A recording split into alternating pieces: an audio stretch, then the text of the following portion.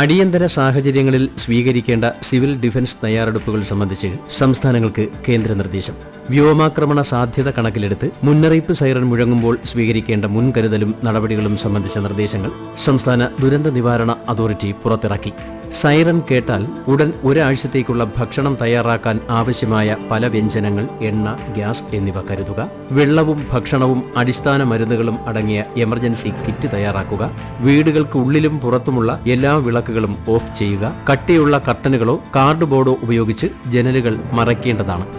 ജനലുകൾക്കടുത്ത് ഫോണുകളോ പ്രകാശം പുറപ്പെടുവിക്കുന്ന ഉപകരണങ്ങളോ ഉപയോഗിക്കുന്നത് ഒഴിവാക്കുക. 90 സെക്കൻഡ് നീണ്ട സൈറൻ അപകട സൂചനയും 30 സെക്കൻഡുള്ള സൈറൻ സുരക്ഷിതമാണെന്ന സൂചനയുമാണ്. 30 സെക്കൻഡ് സൈറൻ കേട്ടാൽ മാത്രമേ പുറത്തിറങ്ങാവൂ. ഔദ്യോഗിക അപ്ഡേറ്റുകൾക്കായി AIR, ദൂരദർശൻ എന്നീ റേഡിയോ ടെലിവിഷൻ ചാനലുകൾ ശ്രദ്ധിക്കുക. ഇന്ത്യ-പാക് സംഘർഷം സംബന്ധിച്ച വിശദാംശങ്ങളുമായി ദിവസവും രാവിലെ 6:20 മുതൽ തിരുവനന്തപുരം പ്രാദേശിക വാർത്താ വിഭാഗത്തിന്റെ പ്രത്യേക വാർത്താ ബുള്ളറ്റിനുകൾ ഉണ്ടായിരിക്കുന്നതാണ്.